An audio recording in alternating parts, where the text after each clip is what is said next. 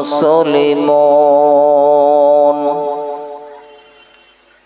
وقال النبي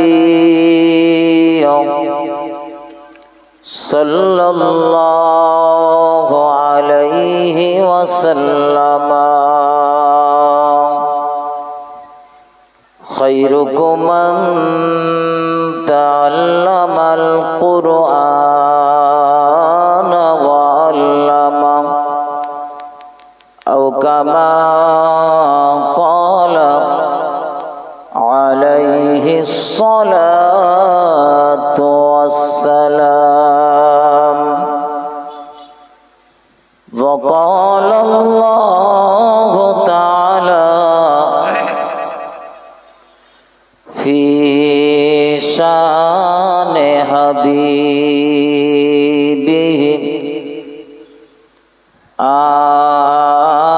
آمرا مخبرا إن الله وملائكته يصلون على النبي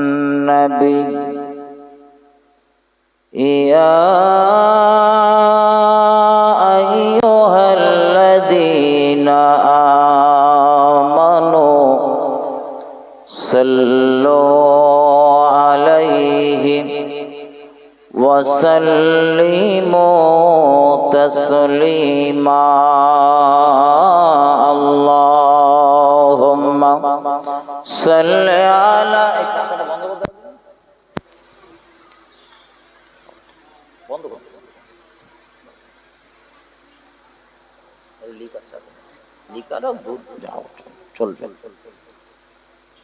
আমার পাগল মন ওই মদিনার প্রেমে পড়েছে আমার পাগল মন ওই মদিনার প্রেমে পড়েছে ওই মদিনা এই মনকে ওই মদিনা এই মনকে বন্দি করেছে আমার পাগল মন ওই মদিনার প্রেমে পড়েছে আমার পাগল মন ওই মদিনার প্রেমে পড়েছে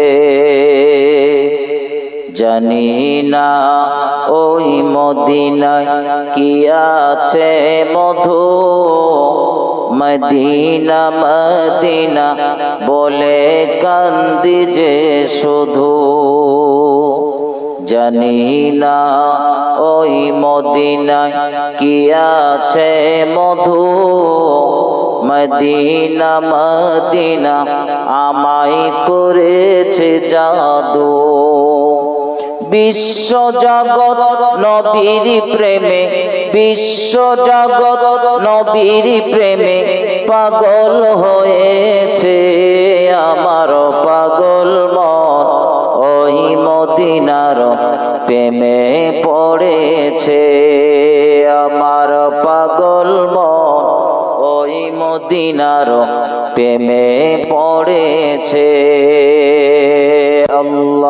আল্লাহুম্মা সাল্লি আলা ঘুরিয়ে দাও আমার গায়ে যেন টোটালে না আসে ওয়া আলা আলি সাইয়্যিদিনা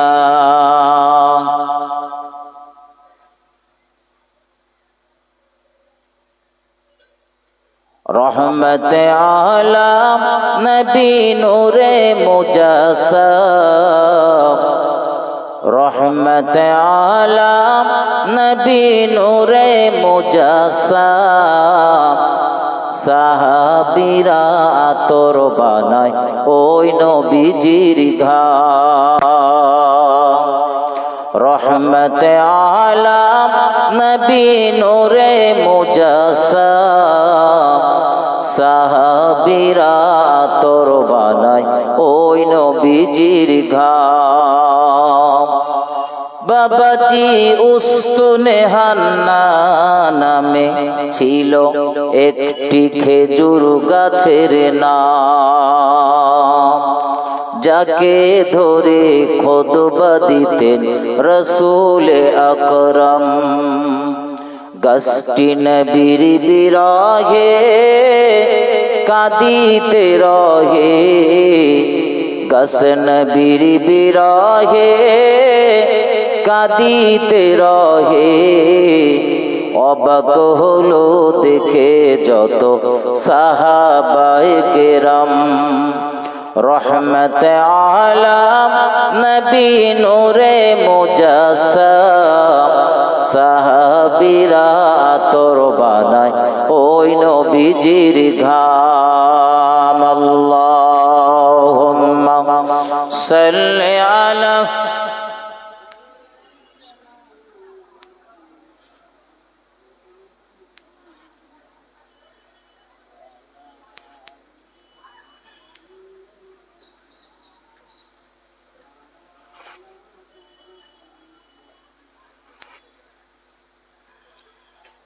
আম্মা বাদ।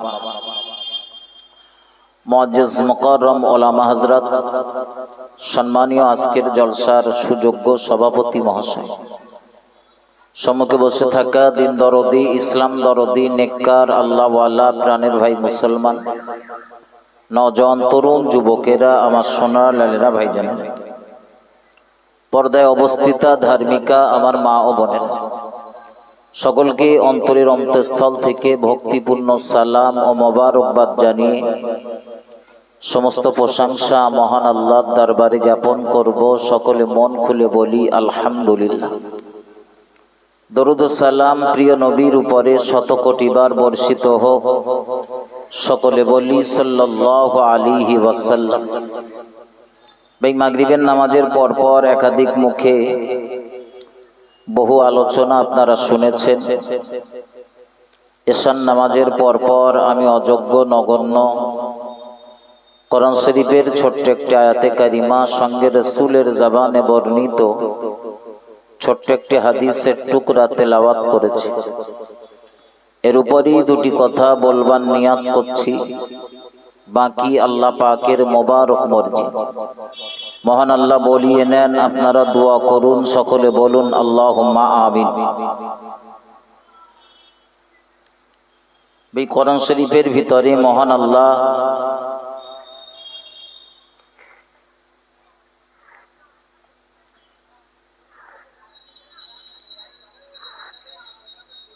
স্পষ্ট ভাষায় বর্ণনা করেন, ইয়া আইয়ুহাল্লাযীনা আমানু, হে খোদা বিশ্বাসী বান্দা বান্দিগণেরা, ইত্তাকুল্লাহ, তোমরা আমি আল্লাহ আমায় ভয় করো, হাক্কা তুকাতিহি, ভয় করার মতো ভয় করো, ওয়ালা তামুতুন্না ইল্লা ওয়া আনতুম মুসলিমুন, আর প্রকৃত মুসলমান না হয়ে তোমরা মৃত্যুবরণ করো না। কোরআন শরীফের এই আয়াতে কারিমার একদম সূচনাতে মহান আল্লাহ আমাদের ঈমানদার বলে ডেকেছেন। পরপর মহান আল্লাহ আমাদেরকেই তাকে ভয় করার কথা বলেছেন। ভয়টা কেমন হবে? আমার আল্লাহই বললেন ভয় করার মতো ভয় করতে। এমনি আমরা আল্লাহকে ভয় করি, আল্লাহর ভয় করি বলেই এশার নামাজ আদায় করে মজলিসে বসেছি। যাদের ভিতরে আল্লাহর ভয় কম, তারা নামাজ একটু বেশি পড়ে, নাকি বলে? নামাজ বেশি পড়ে না কম পড়ে? যাদের ভিতরে ভয় কম, ফাঁকি মারা স্বভাবও তাদের ভিতরে বেশি। যাদের ভিতরে দেখবেন আল্লাহর ভয় নেই, তারা নামাজ চুরি করে, বিরাট বিরাট পরিমাণে নামাজ চুরি করে। তা আমাদের ভিতরে কম বেশি আল্লাহর ভয় রয়েছে। আর ভয় রয়েছে বলেই আমরা নামাজ আদায় করেছি, ভয় রয়েছে বলেই পবিত্র রমাদানের রোজা রাখি। যদিও দেখা যায় রমজানে সবাই রোজা রাখতে পারে না,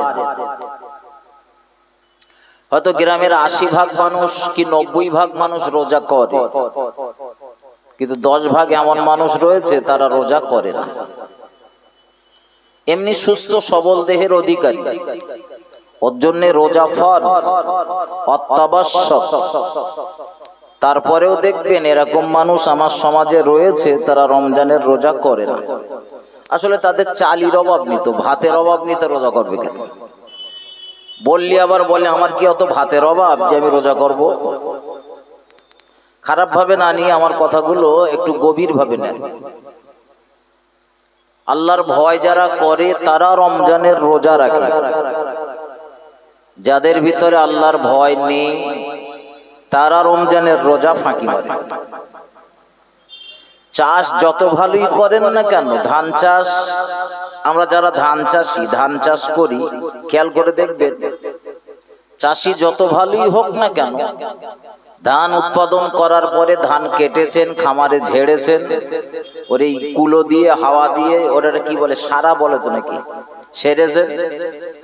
এই সারলে দেখবেন ধান যত ভালোই হোক কিছু না কিছু চিটে বার হবে, একটু পলের কুটো টুটো চুটো বার হবে। আবার খুব পরিষ্কার করে ঝেড়ে ঝুড়ে বস্তায় ভর্তি করে রেখে দিয়েছেন, আগামী বছরে ধান চাষ করার সময়, তার আগে কিছুদিন আগে বীজতলা করার সময় 10 কেজি ধান বার করেছেন, বীজ বাঁধবেন।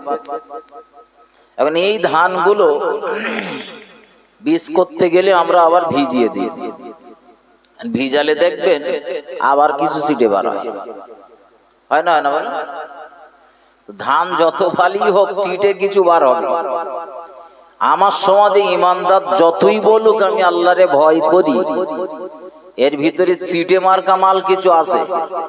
খেয়াল করে দেখবেন রমজানে বহু দুর্বল মানুষকে দেখেছি, তাদের শারীরিক যা অবস্থা, রোজা রাখার অবস্থায় তারা নেই, তারপরেও তারা রমজানের রোজা রেখেছে।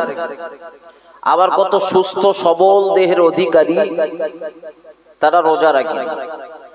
অনেক যুবককে দেখেছি সুঠাম দেহের অধিকারী, এক যদি অসুস্থ হয় আলাদা বিষয়, হয়তো একটু বাইরে কাজ কাম করে, এই বাইরে কাজ কাম করার কারণেই হয়তো ওর আব্বা বলেছে না জানার কারণে, যে কচি তুমি বাইরে কাজ কাম করো, কি রোজ কলিকাতায় যাওয়া আসা করো, তোমার আর কষ্ট করে রোজা করতে হবে না। ও বাপের ওই কথা শুনে রোজা করা বন্ধ করতেছে। আছে না নেই আমার সমাজে এরকম? এ বাপও গুনাহগার, ছেলেও গুনাহগার। ওর জন্য রোজা রাখা, রমজানের রোজা রাখা ফরজ, আর বাপ নিষেধ করছে ওর রমজানের রোজা রাখতে। বাপের এই কথা যে সন্তান মান্যতা দেবে সে গুনাহগার। আমার কথাগুলো খুব গভীর ভাবে নেন, আমি আলোচনা একটু সামনে নিয়ে যাব, কিন্তু গোড়ায় দুটো কথা একটু বলে নিচ্ছি আমার স্বল্প জ্ঞানে আপনাদের বোঝানোর সুবিধার্থে। এই রমজান মাসে যারা একটা রোজা কাজা করেছেন, অনেক ছেলেপিলের দেখা গেছে টোটাল রমজানের রোজা রাখেনি, সেই ২৬-২৭টা থেকে রোজা রেখেছে ঈদগার মাঠে যাওয়া জায়েজ করার জন্য। কেন হুজুররা মসজিদের মেম্বারে বসে বা দাঁড়িয়ে আলোচনা করেন যে যারা রোজা করেন না তাদের জন্য ঈদ নয়, তারা যেন ঈদগায় না আসে। তাই ঈদগায় যাওয়া জায়েজ করার জন্য অনেকে রোজা রাখেন শেষের দুটো দিন। সারা মাস যারা রোজা রাখেন একটা রোজার বিনিময়ে 60টা করে রোজা রাখতে হবে। কটা বলেছি বলেন দিন, একটু কথা বলেন আমার সাথে। 60টা। 60টা রোজা যদি একটা রোজার বিনিময়ে রাখতে হয়, হিসাব কষেন সারা বছর ধরে যদি রোজা রাখেন তো 5টা রোজার কাফারা আদায় হবে। কটা? 5টা। অনেকে বলবেন 12 মাসে তা 5টা হবে কেন? আরবি হিজরি সনের দিন সংখ্যা হয় 354 দিন। কতদিন বলেছে একটু মুখস্থ করেন আমার সাথে? 354 দিন। বাংলা ইংরেজি হয় 365 দিন, আর আরবি হয় 354 দিন, 11 দিন কম। ইংরেজি আর বাংলার থেকে 11 দিন কম। এই জন্য দেখবেন এবছরে রমজান মাস এই যে তারিখে শুরু হয়েছিল ঠিক তার 11 দিন আগে, আগামী বছর বেঁচে থাকলে দেখবেন 11 দিন আগের থেকে রোজা হবে। তো আরবি বছরের আরবি মাসের একটা বিষয়, কোন মাস 28 তারিখেও হবে না, 31 বা 32 তারিখেও হবে না। আরবি মাস হয় 29-এ হবে, নইলে 30-এ হবে, দুটোর ভিতরে যে কোনো একটা। কিন্তু বাংলা ইংরেজি 28 তারিখও হতে পারে, 31 আবার 32 তারিখও হতে পারে, হয়। আরবি বছরের 12টা মাসের ভিতরে একটা মাস হলো রমাদান, রমজান মাস। তার মানে থাকে আর 11 মাস। একটা মাস তো রোজা রাখা ফরজ, এইবার থাকে 11 মাস। এই 11 মাসের ভিতরে আবার 5টা রোজা রাখা হারাম। যদিও মতভেদ রয়েছে, কারো বর্ণনায় মাকরুহ, কারো বর্ণনায় হারাম। তো আপনি 5টা দিন রোজা রাখা হারাম। 2 ঈদের দিন, খুব সহজে বলছি, 2 ঈদের দিন আর ঈদুল আজহা অর্থাৎ কুরবানির ঈদের পরের 3 দিন, এই 3 দিন রোজা রাখা হারাম। এই টোটাল 5 দিন। তাহলে ওদিকে চলে গেল 1 মাস আর এদিকে যাচ্ছে 5 দিন। এইবারে বাড়ি বসে একটু হিসাব কষে নেবেন, টোটাল বছরে যদি একটানা রোজা রাখেন 5টা রোজার বেশি কাফারা আদায় হবে না। সুতরাং যারা রোজা রাখতে পারেননি, রোজার কাফারাটা আদায় করে দেবেন। হযরত আলী কাররামাল্লাহু ওয়াজহাহু তিনি তো আরো কঠিন কথা বলেছেন, আমি তো একটু সহজ ভাষায় বললাম। হযরত আলী রাদিয়াল্লাহু তাআলা আনহু, যিনি প্রিয় নবী সাল্লাল্লাহু আলাইহি ওয়াসাল্লামের আপন চাচাতো ভাই, একদম রক্তের সম্পর্কের, একদম আপন। পাড়া সম্পর্কের, গ্রাম সম্পর্কের অনেক চাচাতো ভাই হয়, কিন্তু হযরত আলী হলেন রাসূলুল্লাহর একদম আপন চাচাতো ভাই। রাসূলের আপন চাচাতো ভাই অনেকগুলো ছিল, কেউ শত্রু আবার কেউ বন্ধু। তো হযরত আলী রাদিয়াল্লাহু তাআলা আন একদিক থেকে তিনি রাসূলের আপন চাচাতো ভাই, অন্য দিক থেকে এই হযরত আলী হলেন প্রিয় রাসূলের জামাতা। অন্য আরেকটা দিক থেকে হযরত আলী রাদিয়াল্লাহু তাআলা আন তিনি হলেন বালকদের ভিতরে, বাচ্চাদের ভিতরে সবার আগে কলেমা পড়েছিলেন। একটু মহব্বত করে বলুন সুবহানাল্লাহ। আশারায়ে মুবাশশারার অন্তর্গত 10 জন জান্নাতি সুসংবাদ প্রাপ্ত ব্যক্তিদের ভিতরে 4র্থ নম্বরে যার নাম রয়েছে তার নাম হযরত আলী। খোলাফায়ে রাশিদিন, খলিফাদের ভিতরে 4র্থ খলিফা যিনি, তার নাম হযরত আলী। এই হযরত আলী সম্পর্কে রাসূল বলেছেন যে আমি হলাম ইলমের শহর, আর সেই শহরের প্রবেশদ্বার হলো আমার সাহাবা হযরত আলী রাদিয়াল্লাহু তাআলা। একটু মহব্বত করে বলুন সুবহানাল্লাহ, আর একটু ভক্তি ভরে বলুন সুবহানাল্লাহ। ভাই সুবহানাল্লাহ আলহামদুলিল্লাহ জোরে বললে গোনা হবে না, তবে জোরে বললে কি একাগ্রতা সৃষ্টি হয়, অমনোযোগী ভাবটা নষ্ট হয়, আর জোরে বললে বক্তারও কিছু আলোচনা করতে একটু সুবিধা হয়। তাই হযরত আলী রাদিয়াল্লাহু তাআলা আনহু বলেছেন, রমজানের রোজা কেউ যদি একটা রোজা ইচ্ছাকৃত কাজা করে আর সেই রোজার কাফারা আদায় করে দেওয়ার জন্য যদি সারা জীবন রোজা রাখে, 60টা না বলো, সারা জীবন মানে সে যতদিন বাঁচবে, টোটাল লাইফটা যদি সে রোজা রাখে, রাসূলের সাহাবা হযরত আলী বললেন, রমজানের ওই কাজা করা একটা রোজার একটা রোজার মর্যাদা সে হাসিল করতে পারবে না। সুতরাং রমজানের রোজা যারা কাজা করেছেন, আমি নিবেদন করব রোজাগুলো আদায় করে দেন। এই রমজানে যারা ফিতরা দিয়েছেন আলহামদুলিল্লাহ, যারা যাকাত দিয়েছেন আলহামদুলিল্লাহ, যাকাত যারা দিতে পারেননি বাড়ি বসে হিসাব কষে নেবেন খুব সুন্দর করে। আপনার টোটাল বছরের, সারা বছরের প্রয়োজনের অতিরিক্ত যে সম্পদটা থাকবে, সেই সম্পদটা যদি 52.5 ভরি রূপা অথবা 7.5 ভরি সোনার সমপরিমাণ অর্থ থাকে, টোটাল 1 চন্দ্র বছর, আরবি বা বাংলা বা ইংরেজি বছরের হিসাব কষলে হবে না, বলো আরবি বছরের হিসাব কষতে হবে। আমার দিকে ধ্যান দেন, অন্যমনস্ক হলে হবে না। কাল যদি আপনার যাকাত ফরজ হয়, কোন বছরটার হিসাব নেবেন? ইংরেজি চলবে না, বাংলা চলবে না, চললে ওই 11 দিন যোগ করে নিতে হবে। যে 11 দিন কম রয়েছে ওই 11 দিন হিসেবের ভিতরে ফেলে যোগ করে ওই 11 দিনের জন্য যে অংশটা হবে সেটাও ধার্য করে নিতে হবে। এই জন্য যাকাত দেওয়া উত্তম হলো আরবি বছর হিসাব কষে নেওয়া। এই আরবি বছরের 354 দিন ধরে যদি সম্পদ আপনার কাছে থাকে, ওই 52.5 ভরি রূপার মূল্য, তা আপনার জন্য যাকাত দেওয়া ওয়াজিব।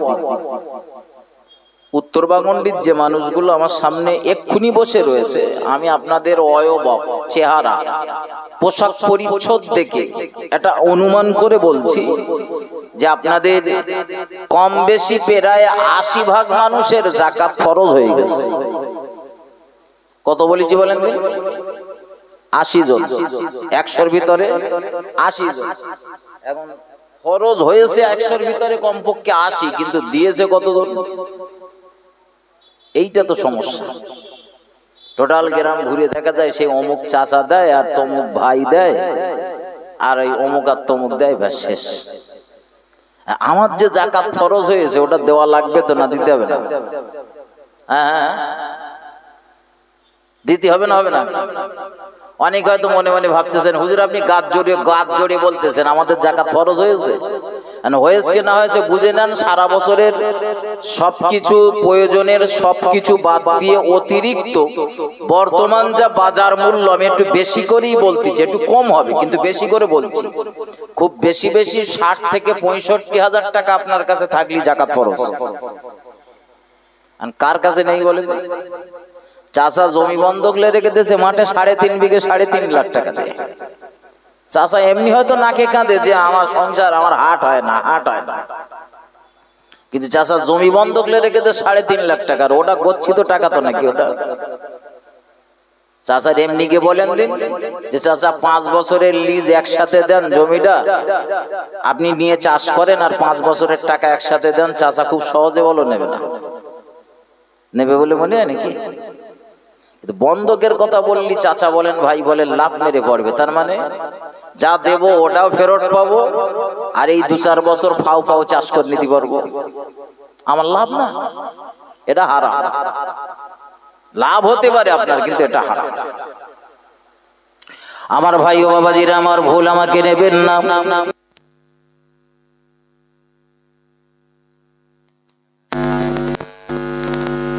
যাকাত ফরজ হয়েছে, যাকাত গুলো আদায় করে দেবেন। কারণ যাকাত যদি আদায় না করে, কোরআনে বর্ণিত যে 8টি ফরজ খাত রয়েছে, মহান আল্লাহ যে যাকাত যাদেরকে দিতে বলেছেন, যারা যাকাতের পাওনাদার, যাকাতের যারা হকদার, যাকাত তাদের না দেওয়ার কারণে হাসরের ময়দানে এই মানুষগুলোই তো আমাদের কাছে দাঁড়িয়ে যাবে। যেদিন আমরা মহান রবের দরবারে দাঁড়িয়ে যাব, মহান আল্লাহ যখন আমাদের বিচার শুরু করে দেবেন, এই মানুষগুলোই সেদিন মহান আল্লাহর দরবারে বিচার তুলে ধরবে। রব্বুল আলামিন হাসিবুরের একটা সম্পদের অংশ আমার পাওনা ছিল, কিন্তু হাসিবুর সেটা আমার দেয়নি। জাকাতের একটা মাল আমি হকদার ছিলাম, সেটা আমায় দেয়নি। শুধু জাকাত নয়, দুনিয়ার জমিনে আমরা যাদের হক নষ্ট করি, কত রকমের হক আমাদের দ্বারা নষ্ট হয়। কখনো মায়ের হক নষ্ট করি, কখনো বাপের হক নষ্ট করি, কখনো বিবির হক নষ্ট করি,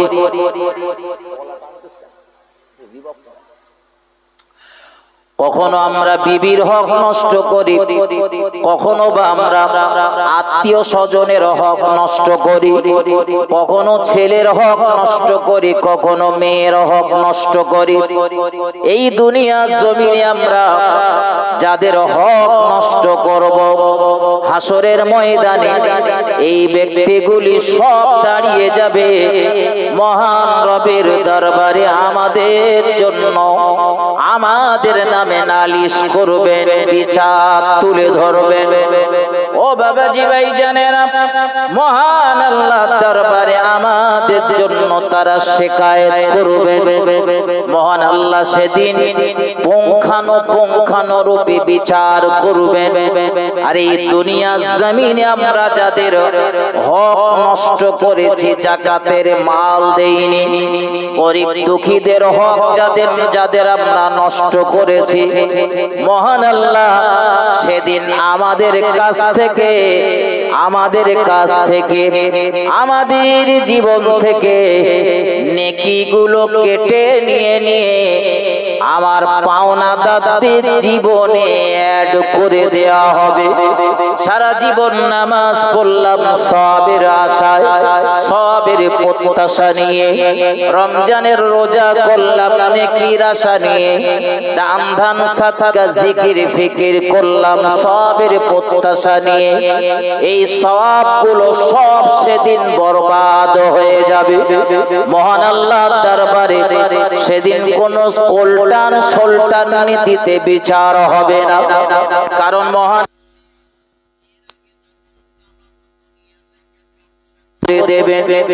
আলেমদের জবান থেকে শুনে শুনে মুখস্থ হয়ে রয়েছে। আমি 2 মিনিটের জন্য বলছি, তাম দুনিয়া সব কিছু যখন ধ্বংস হয়ে যাবে, মহান আল্লাহ হুঙ্কার দেবেন আর বলবেন, লিমানিল মুলকুল ইয়াউম, বলো আজ এই রাজত্বের মালিক কে? সেদিন দুনিয়ার কত রাজা প্রজা বাদশা, কত নেতা, কত নেত্রী, কত মোড়ল মাতব্বর,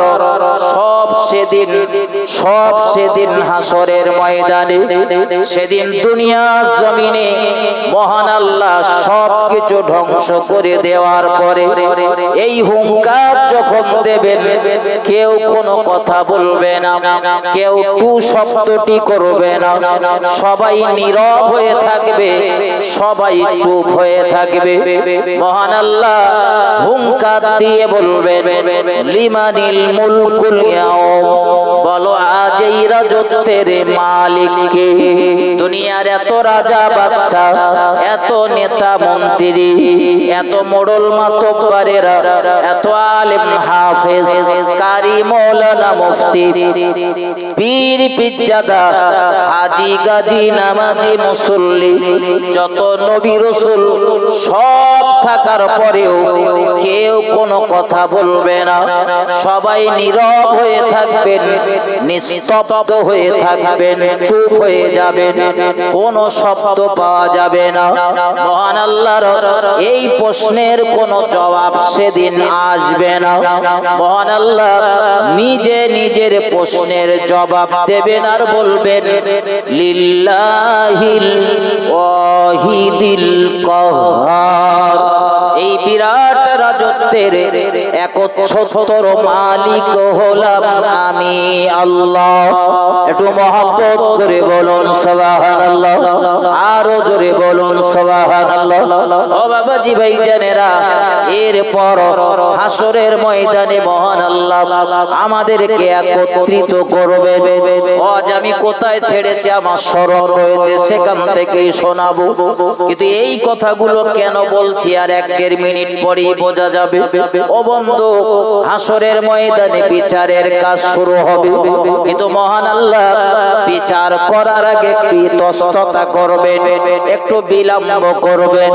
ও বাবাজি ভাইজানেরা, হাসরের ময়দানে আমরা অসংখ্য নবী রাসূলদের কাছে দৌড়াবো, অসংখ্য নবী রাসূলদের দ্বারস্থ হব, তাদের নিকটে যাব সাহায্যের আশায়, যাতে মহান আল্লাহ বিচারের কাজটা একটু তড়িঘড়ি শুরু করেন। জান্নাত যদি আমার জন্য নির্বাচন হয়, আমি জান্নাতে যাব। জাহান্নাম যদি আমার জন্য নির্ধারণ হয়, আমি জাহান্নামে চলে যাব। তবে মহান আল্লাহ বিচারের কাজটা তো শুরু করবেন। হাসরের ময়দানে সব নবীদের দরবারে আমরা দৌড়ে দৌড়ে যাব, ছুটে ছুটে ছুটে ছুটে সব নবীদের থেকে ফেরত আসব। সব শেষে যখন আমাদের নবী, আমাদের নেতা জনাবে মুহাম্মদুর রাসূলুল্লাহ সাল্লাল্লাহু আলাইহি ওয়াসাল্লামের দরবারে আগমন করব, পৌঁছে যাব, আমার আপনার নবী নূর নবী জনাবে মুহাম্মদুর রাসূলুল্লাহ সাল্লাল্লাহু আলাইহি ওয়াসাল্লাম, আমার নবী বলবেন, হ্যাঁ মহান আল্লাহ আমাকে এজন্যই সৃষ্টি করেছেন। একটু মহব্বত করে বলুন সুবহানাল্লাহ, আরো জোরে বলুন সুবহানাল্লাহ। ও বাবাজি ভাইজানেরা, আল্লাহর নবী মুহাম্মদুর রাসূলুল্লাহ মহান আল্লাহর আরশের নিচে সিজদায় পড়ে যাবেন, প্রার্থনা করবেন, মোনাজাত করবেন, দোয়া করবেন। হাত তুলে দোয়া করাও জায়েজ, হাত না তুলেও দোয়া করা জায়েজ। তবে উত্তম দোয়া হলো নামাজের মধ্যে দোয়া, সিজদা দোয়া। এজন্য প্রিয় নবী জনাবে মুহাম্মদুর রাসূলুল্লাহ নামাজে সিজদাকে বেছে নিয়েছেন। মহান আল্লাহর আরশের নিচে সিজদায় পড়ে গিয়েছেন, কারণ আমার আল্লাহর হাবিব জানিয়েছেন, রাসূল বলেন, মহান আল্লাহর কোন বান্দা বান্দি যখন নামাজের সিজদায় চলে যায়, মহান আল্লাহর সব থেকে নিকটে আল্লাহর ওই বান্দা বান্দি পৌঁছে যায়। একটু মহব্বত করে বলুন সুবহানাল্লাহ।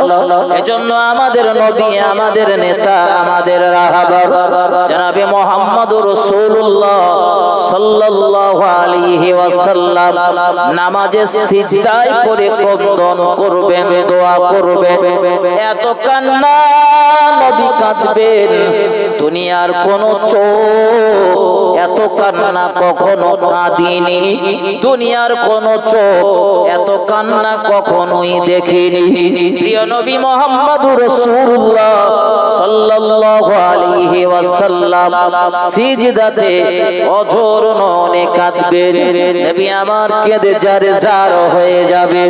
ও বাবাজি ভাইজানেরা, দয়ার নবী রাসূলুল্লাহ সাল্লাল্লাহু আলাইহি ওয়াসাল্লাম জানিয়েছেন, আল্লাহর কোন বান্দা বান্দি যখন চোখের পানি সহকারে প্রার্থনা করেন, দোয়া করেন, মোনাজাত করেন, আল্লাহর বান্দা বান্দি চোখের পানি নাকের অর্ধেক আসার আগে মহান আল্লাহ শাহী দরবারে তার ওই বান্দা বান্দির দোয়া মঞ্জুর হয়ে যায়। আরো জোরে বলুন সুবহানাল্লাহ। আমার নবী প্রার্থনা করছেন, কাঁদছেন। আমার নবী বেগুনা, মাসুম। আমার নবীর জীবনে কোনো গুনাহ নেই, পাপ নেই। নবীর জীবনে কোনো ভুল নেই, কোনো ত্রুটি নেই। আমার নবীর দোয়া কবুল হবে কি হবে না? হবে ইনশাআল্লাহ। আমরাও দোয়া করি, কিন্তু আমাদের সব দোয়া কবুল হয়? মাঝে মধ্যে হয়, আবার কখনো কখনো স্লিপ মারে। কেউ কেউ বলে অধিকাংশ সময় স্লিপ মারে। আর অধিকাংশ সময় স্লিপ মারার কারণ হলো ভাই হারাম বর্জন করতে না পারার কারণ। হারামটা বর্জন করেন, হালাল ভক্ষণ করেন, জবান পবিত্র করেন, জবান দিয়ে আল্লাহকে ডাকুন। একটু দেরি হলেও আল্লাহ দেবে। ঠিক যখন আমার জন্য উত্তম হবে, আমার জন্য যখন মঙ্গল হবে, ঠিক আল্লাহ তখনই দিয়ে দেবে। আমি হয়তো এখন আল্লাহকে বলেছি, আল্লাহ আমার আজকে রাতের ভিতরে 2 লাখ টাকা হলে ভালো হয়, কিন্তু আল্লাহ দেখতে আজ রাতে যদি আমি হাসি বুড়ি 2 লাখ দেই, ওর ক্ষতি হবে। এই জন্য আল্লাহ একটু ইতস্ততা করে ঠিক যে সময় দিলে আমার ভালো হবে, আমার মঙ্গল হবে, ঠিক সেই সময় দিবে। এই জন্য চাইতে হবে।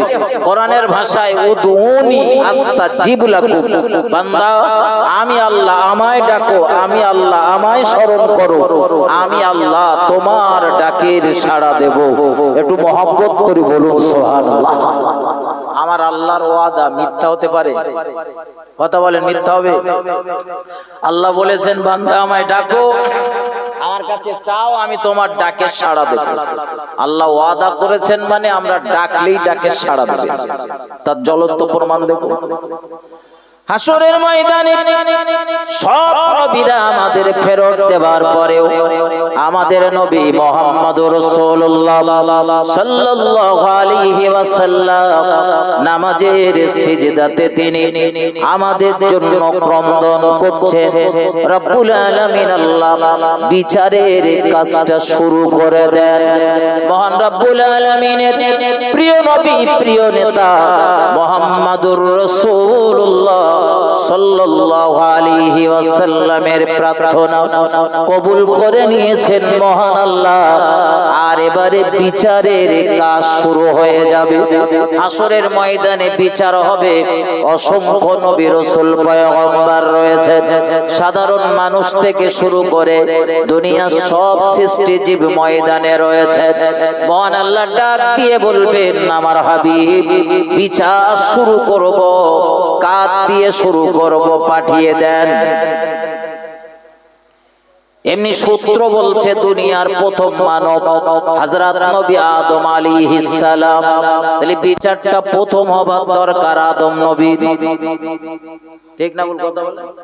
রেশন দোকানে মাল তুলতে গেলে সামনে যে থাকে সে আগে মাল পায় না, মাঝখানে যে থাকে সে আগে? যে সামনে থাকে সে আগে না? হযরত নবী আদম আলাইহিস সালাম তিনি হলেন দুনিয়ার প্রথম মানব। মহান আল্লাহ যাকে মাটি দ্বারা তৈরি করেছিলেন। দ্বিতীয় মানব হযরত নবী আদম আলাইহিস সালামের সঙ্গিনী অর্ধাঙ্গিনী বিবি আমাদের আম্মা জান হযরত হাওয়া আলাইহাস সালাম। তার বিচারটা হওয়ার দরকার 2 নম্বরে। রেশনের দোকানে মাল তুলতে গিয়ে যদি দেখা যায় সকাল থেকে ফার্স্ট লাইনে দাঁড়িয়ে রয়েছে একদম কাতারের মুখে, দোকানদার এসে 8টার সময় দোকান খুলে যদি মাঝখান থেকে কাউকে টেনে নিয়ে বলে ভাই এসো তোমার মালটা আগে দেব, আমার মেজাজ ঠিক থাকবে? কথা বলে থাকবে? হযরত নবী আদম দুনিয়ার প্রথম মানব, তার বিচার তো আগে হবার দরকার। কিন্তু আমার নবী, আপনার নবী জনাবে মুহাম্মদুর রাসূলুল্লাহ সাল্লাল্লাহু আলাইহি ওয়াসাল্লামকে মহান আল্লাহ যখন আদেশ করবেন কার বিচার করবেন জিজ্ঞাসা করবেন, দয়ার নবী রাসূলুল্লাহ সাল্লাল্লাহু আলাইহি ওয়াসাল্লাম এই অসংখ্য নবী রাসূল পয়গম্বর থাকার পরেও যে নবী রাসূল পয়গম্বরদের জীবনে কোনো গুনাহ নেই, কোনো ভুল নেই, কোনো ত্রুটি নেই, সব নবীরা জান্নাতি, কোনো নবী জাহান্নামে যাবে না। তবে সমস্ত নবীর আগে যিনি জান্নাতে যাবেন তিনি হলেন আমাদের নবী, আমাদের নেতা জনাবে মুহাম্মদুর রাসূলুল্লাহ সাল্লাল্লাহু আলাইহি ওয়াসাল্লাম। একটু মহব্বত করে বলুন সুবহানাল্লাহ। আমাদের নবী যাবেন সবার আগে জান্নাতে, মর্যাদা বেশি আমার নবী। আর আমরা ওই নবীর উম্মত হবার কারণে মহান আল্লাহ আমাদেরও মর্যাদা বাড়িয়ে দিয়েছেন। একটু আওয়াজ দিয়ে বলুন সুবহানাল্লাহ। এত মর্যাদা আল্লাহ আমাদের দিয়েছেন। আমাদের আগে অসংখ্য নবী এসেছে, আমাদের নবী তো শেষ নবী, কিন্তু আমাদের নবীর উম্মত আমরা জান্নাতে না যাওয়া পর্যন্ত দুনিয়ার কোন নবী রাসূলের উম্মতেরা জান্নাতে যেতে পারবে না। তাহলে আল্লাহ আমাদের মর্যাদা বাড়িয়েছেন না কমিয়েছেন? বাড়িয়েছেন না? এই বাড়িয়ে দিয়েছে বলেই তো অনেক লোক নামাজ পড়ে না। মর্যাদা বেশি বলেই তো নামাজ পড়ে না। মর্যাদা কম হলে তখন হয়তো একটু নামাজ পড়তো, মর্যাদা বাড়ানোর জন্য। এত মর্যাদা বেড়ে গেছে বলে আর নামাজ পড়ে কি হবে? মর্যাদা খানিকটা কমায়। এমনি তো সব নবীর উম্মতদের আগে আল্লাহ আমাদের জান্নাতে দেবে। আমার ভাই বাবাজিরা আমার, মহান আল্লাহ বিচারের কাজ যখন শুরু করবেন, আমাদের নবী সবার আগে যে ব্যক্তিটাকে মহান রবের দরবারে দাঁড় করিয়ে দেবেন, খাড়া করে দেবেন, ওই ব্যক্তিটি অন্য কেহ নয়, তিনি হলেন আমাদের নবী মুহাম্মাদুর রাসূলুল্লাহ সাল্লাল্লাহু আলাইহি ওয়াসাল্লামের হাতে হাত দিয়ে ইসলামের কলেমা, ঈমানের কলেমা বয়স্কদের ভিতরে যে ব্যক্তি সবার আগে পাঠ করেছিলেন, সেই ব্যক্তিটাকে দাঁড় করে দেবে। ওই ব্যক্তিটির নাম হলো হযরত আবু বকর রাদিয়াল্লাহু তাআলা, যিনি ইসলামের ইতিহাসের প্রধান খলিফা, আশারায়ে মুবাশশারার অন্তর্গত 9 জন জান্নাতে সুসংবাদ প্রাপ্ত ব্যক্তিদের ভিতরে যিনি প্রথম স্থান অধিকার করেছেন। যে সাহাবাটাকে বলা হয় ইসলামের রক্ষাকর্তা, ত্রাণকর্তা। আমার আপনার নবী মুহাম্মদুর রাসূলুল্লাহ ইন্তেকাল করার পরে মক্কা মদিনায় আল্লাহর দ্বীন ধ্বংসের মুখে চলে গিয়েছিল। চতুর্দিকে কত রকমের বাধা বিপত্তি, চতুর্দিকে কত রকমের বিরোধিতা। কেউ বলতে লাগলো আমরা যাকাত দেব না, নবী যতদিন বেঁচে ছিলেন যাকাত দিয়েছি। সেই পিরিয়ডে আবার ভণ্ড নবীদের আবির্ভাব হয়েছে, এক একজনের এক এক রকম মতভেদ।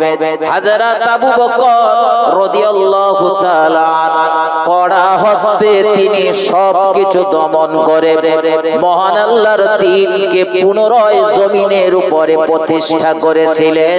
সেই ব্যক্তিটির নাম হযরত আবু বকর রাদিয়াল্লাহু তাআলা। এজন্য ঐতিহাসিকরা হযরত আবু বকরকে বলেন ইসলামের রক্ষাকর্তা। ইসলামের হযরত আবু বকর ময়দানে দাঁড়িয়ে যাবে, আল্লাহর নবী বলেন আমার আবু বকর কে আমি যখন সামনে দাঁড় করে দেব, আমার আবু বকরের গোটা দেহটা ভয়ে থরথর করে কাঁপবে। হযরত আবু বকরের মতো সাহাবা, রাসূল যারে জান্নাতের সুসংবাদ শুনিয়েছেন আল্লাহর পক্ষ থেকে, যিনি ইন্তেকাল করলে মারা গেলে জান্নাতে যাবে, আর নবী যারে জান্নাতের সুসংবাদ দিয়েছে সে কি জাহান্নামে যাবে? কথা বলেন, যাবে? তাহলে তিনি জান্নাতে যাবেন, তারপরেও ভয়ে থরথর করে কাঁপবেন। আমাদের জান্নাতের নিশ্চয়তা নেই, সার্টিফিকেট নেই, আমাদের কি হাল হবে সেদিন? একটু ভাবেন। হযরত আবু বকর রাদিয়াল্লাহু তাআলা তিনি যদি ভয়ে থরথর করে কাঁপেন, আমরা মনে হয় হাসরের ময়দানে আনন্দে নাচানাচি করব নাকি, যে এই এক্ষুনি জান্নাতে চলে যাব? হযরত আবু বকর রাদিয়াল্লাহু তাআলা ভয়ে থরথর করে কাঁপেন। প্রিয় নবী বলেন আমার আবু বকরের জীবনের নেক আমলগুলো দেখার পর আমার আল্লাহ এত খুশি হয়ে যাবেন, এত খুশি হয়ে যাবেন। মহান আল্লাহ যে কহার হয়েছিলেন, প্রচন্ড রাগান্বিত অবস্থাতে ছিলেন, মহান আল্লাহর ওই রাগ এক মুহূর্তের ভিতরে অর্ধেকটা প্রশমিত হয়ে যাবে। একটু মহব্বত করে বলুন সুবহানাল্লাহ, আরো জোরে বলুন সুবহানাল্লাহ। এইভাবে অসংখ্য সাহাবাদের বিচার হবে, মহান আল্লাহর রাগ প্রশমিত হয়ে যাবে। একে একে একে একে এবারে আমাদের সিরিয়াল চলে আসবে। উত্তর বাগন্ডির মানুষ, বসিরহাট এলাকার মানুষ থেকে শুরু করে তামাম দুনিয়ার সব মানুষের বিচার এবারে পরপর পরপর হবে। হাসরের ময়দানে ধরেন আপনার সিরিয়াল আর আমার সিরিয়াল এসে গেল, হাসিবুত দাঁড়িয়ে গেল, তার জীবনে গোনা ছাড়া নেকি খুব বেশি নেই। কিন্তু বোঝানোর জন্য বলছি, হয়তো আমার জীবনে কিছু নেকি রয়েছে আর কিছু পাপ রয়েছে, তবে নেকির ভাগটা বেশি। মানুষজন হাসরের ময়দানে দেখলে মনে মনে ভাববে হুজুর মনে হয় এক্ষুনি জান্নাতে চলে যাবে, এত নেকি করেছে। কিন্তু যেই আমি দাঁড়িয়ে যাব, আমার বোনটা পিছন দিক থেকে ডাক মারবে, হাত মারবে, মেজো ভাই একটু দাঁড়িয়ে যান। আমার আব্বার সম্পদের, আমার আব্বার সম্পদের, আব্বার জমি জায়গার একটা অংশ আমি পেতাম, যেটা কোরআন মসজিদের ভিতরে মহান আল্লাহ তোমার অংশটা বুঝে দেওয়ার আগে আমি মহিলা, আমি নারী, আমার অংশটা আল্লাহ আগে বুঝে দিয়েছেন। আমার অংশটা আল্লাহ আগে বার করে দিয়েছেন। আমারটা বার করে দেওয়ার পরে তোমারটা বার করেছেন আল্লাহ পাকের বিচার এটা। কিন্তু তুমি তোমারটা বুঝে নিয়েছো কড়াই গন্ডায়, আর আমার মালটা যখনই আনতে গিয়েছি তখনই তুমি বাহানার উপরে বাহানা করেছো, হাজার বাহানা দেখিয়েছো। আমার বাপের জমি জায়গা যে অংশটুকু আমি পেতাম সেটা তুমি আমার দাওনি। আজ ময়দানে মাশরে এই বিচারের দিনে আমি মহান রব্বুল আলামিনের দরবারে তোমার নামে শিকায়েত দিলাম, দুনিয়ার জমিনে যে জমি জায়গাগুলো তুমি আমায় দাওনি সেইগুলো আজ বুঝে দাও।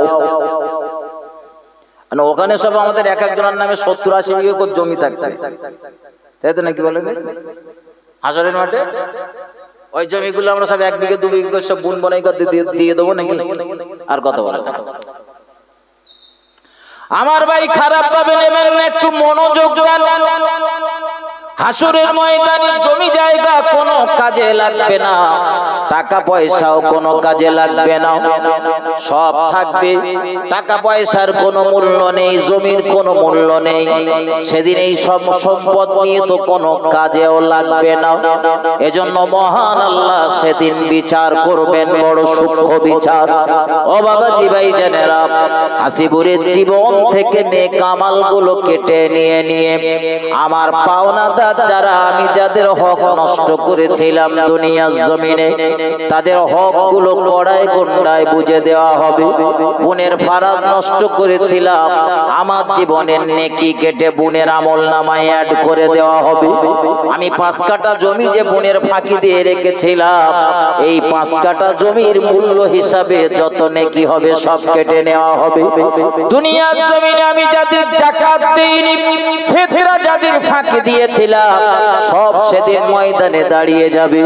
মহান আল্লাহর দরবারে তারা বিচার চাইবেন, মহান আল্লাহ বিচার করে দেবেন। আমার আল্লাহর বিচার হবে বড় সূক্ষ্ম, কোনো কোল্টান সল্টান নীতি অবলম্বন হবে না। দুনিয়ার জমিনে আমরা বিচার দেখেছি, 1 কাপ চা যেদিকে বিচার সেদিকে ঘুরে যায়, হয় না? না আপনাদের এদিকে মনে হয় না নাকি বলেন?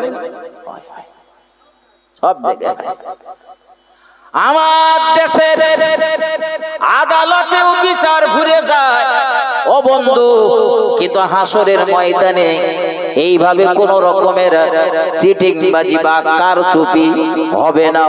হাসরের ময়দানে মহান আল্লাহ সূক্ষ্ম বিচার করবেন। দুনিয়ায় আমি যাদের হক নষ্ট করেছিলাম তাদের হক গুলো কড়াই গন্ডায় বুঝে দেওয়া হবে। আমার জীবনের নেকি গুলো কেটে নিয়ে আমি যাকাতের মাল যাদের ফাঁকি দিয়েছিলাম তারাও তো সেদিন ময়দানে দাঁড়িয়ে যাবে। আমার জীবনের নেকি কেটে নিয়ে তাদের পাওনা গুলো বুঝে দেওয়া হবে। তাকবীর দেন, নারে তাকবীর। একটু উচ্চ রবে তাকবীরের ধ্বনি, নারে তাকবীর। মুজাদ্দিদে জামানের সিলসিলা, মুজাদ্দিদে জামানের সিলসিলা অল ইন্ডিয়া সুন্নাতুল জামাত হযরতুল আল্লামা মুফতি আব্দুল কাইয়ুম সাহেব, হযরতুল আল্লামা মুফতি আব্দুল কাইয়ুম সাহেব, নারে তাকবীর। দরুদ শরীফ। আল্লাহুম্মা সাল্লি আলা